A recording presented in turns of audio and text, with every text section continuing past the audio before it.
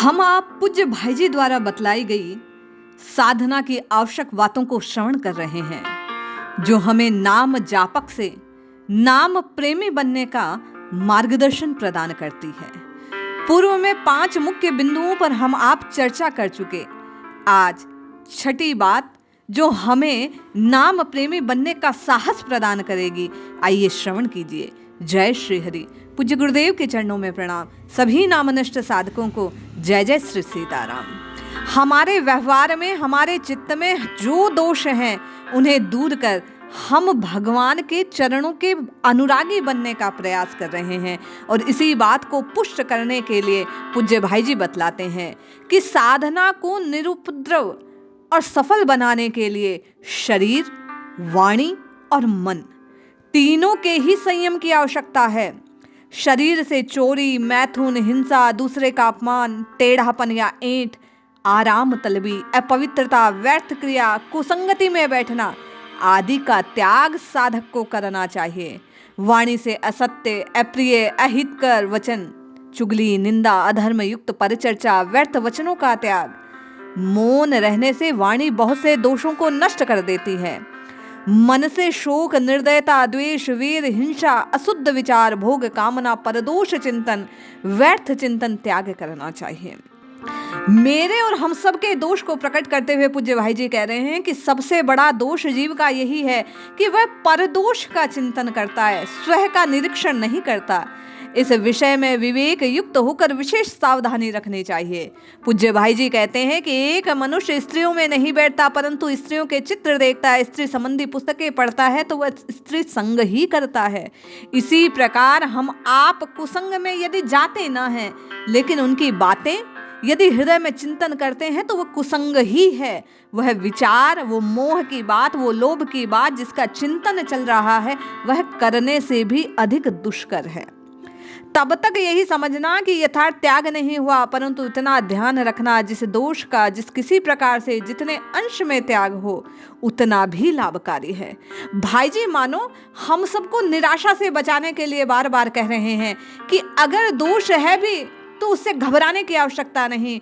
हरि चरणों की शरणागति को, आश्रय को स्वीकार करो। वे हरि बंधु, वे दीन बंधु, वे दीनानाथ मेरे और आपके दोष को निश्चित दूर कर देंगे। पूज्य भाई जी कहते हैं कि मन में संयम नहीं होने पर वाणी और शरीर का संयम तो करना ही चाहिए।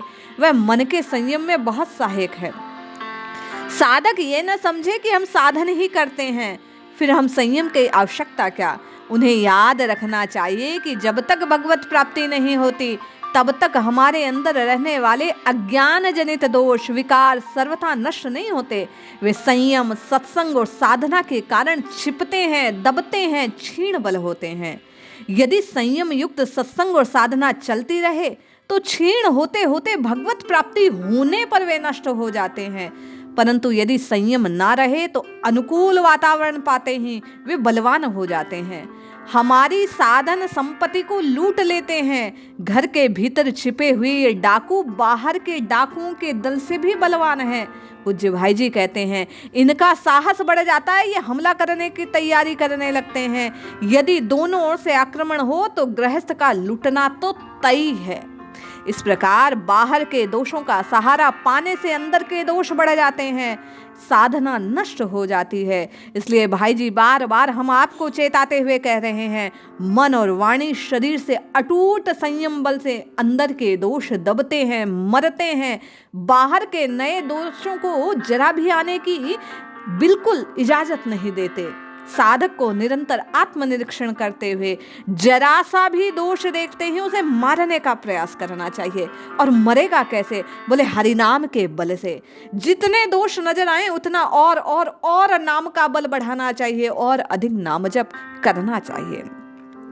पूज्य भाई जी कहते हैं अगली बात जो साधक को साधना को पुष्ट करने वाली है, हरि प्रेम के योग्य बनाने वाली है। साधक को उपदेशक, नेता, गुरु, आचार्य और पंच आदि बनने का प्रयास नहीं करना चाहिए। संसार में अपने अपने क्षेत्रों में इन सभी की आवश्यकता और उपादेयता तो है, परंतु ये सभी साधन संसार के बाहर की चीजें हैं। साधक को तो स्वयं की बात करनी चाहिए। विषय पुरुष आसक्तिवश इनमें लगा रहता है, इसलिए साधक को प्रयास कर इन बातों से बचना चाहिए। निर्लेप रहकर लोक संग्रह के कार्य करता है।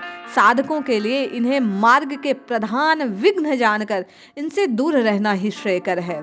वस्तुतः मानो भाई जी हम आपको चेताते हुए कह रहे हैं कि हम इन प्रपंच में फंसते चले जाएंगे। काम तो लोक के परमार्थ का करने जा रहे हैं, लेकिन प्रशंसा पाकर हम आप फिसल जाएंगे और उसी में लगे रह जाएंगे, साधन के पथ से च्युत हो जाएंगे और हमारा नाश निश्चित है। इसलिए भाई जी कहते हैं, पहले पहले अच्छे साधक पुरुष निस्वार्थ दया और लोकहित के उद्देश्य से इन कामों में पड़ते हैं, परंतु पीछे जब इनका विस्तार होता है, राग द्वेषमय जगत से रात दिन संबंध दृढ़ हो जाता है, अरे बड़ी बुरी दशा होती है जीव की।